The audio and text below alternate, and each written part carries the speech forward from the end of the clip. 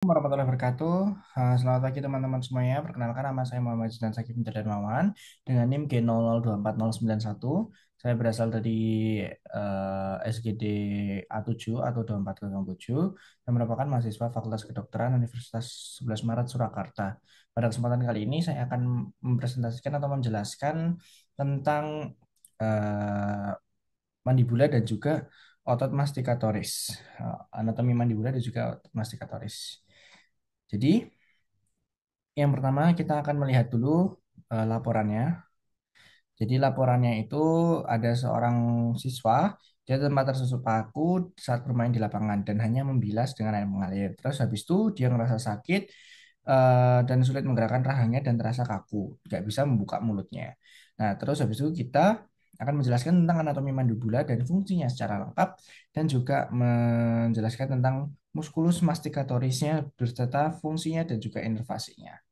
Oke, kita langsung aja. Yang pertama, untuk anatominya sendiri, eh, mandibula itu apa sih teman-teman? Mandibula itu otot rahang bawah ya teman-teman. Jadi otot yang ada di rahang bawah atau sini nih. Nah, mandibula sendiri itu punya beberapa eh,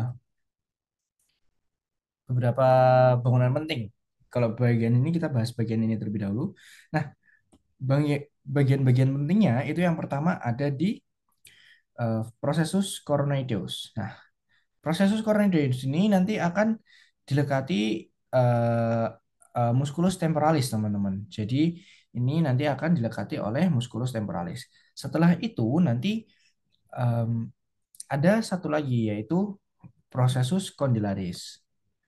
Nah, proses condylaris ini nanti dia bersama dengan fossa mandibula ossis temporalis itu akan membentuk TMJ atau temporomandibular joint atau articulatio temporomandibularis.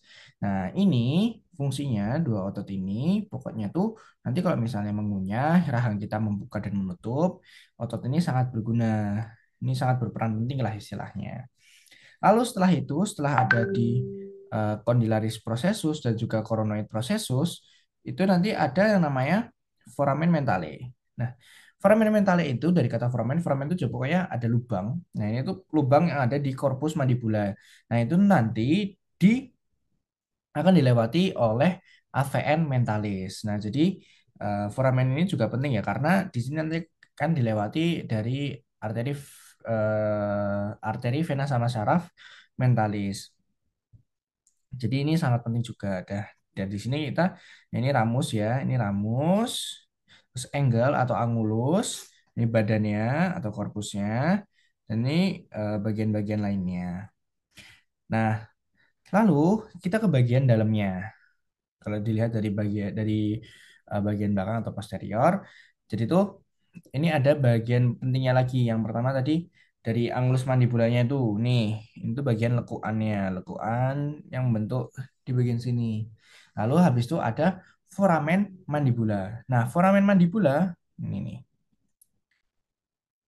Nah, sama-sama foramen kayak foramen mentalis, dia itu akan dilewati oleh AVN juga atau arteri vera sama nervi atau syaraf. Nah, itu nanti dilewati oleh AVN alveolaris inferior. Akan lewat sini. Setelah itu ada juga simfisis mandibularis dan juga habis itu nanti ada eh, mandibular fossa. Terus habis itu juga ada ini ada coronoidnya. Tadi ini bagian depan dan juga ini ada superior inferior mental spines. Tuh. Jadi eh, tulang mandibula ini tersusun dari satu korpus dan sepasang ramus ya. Ramus tuh dalam dan korpus ini nanti akan keduanya tuh bertemu di angulus mandibula. Nah, nah ini tempatnya tempat angulus mandibulanya ini, angle ini, angulus mandibula, itu nanti akan merupakan tempat melekatnya ligamentum stylomandibulare. Nah, itu saja.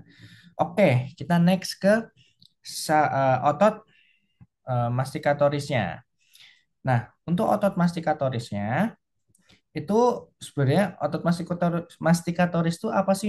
Otot mastikatoris itu adalah otot yang berguna ketika kita mengunyah. Jadi ketika membuka dan menutup mulut, otot ini sangat berperan penting. Ototnya itu ada apa aja? Yang pertama ada otot, ada otot temporalis. Nah, ada otot kalau dari luar ya, dari luar ada otot masseter,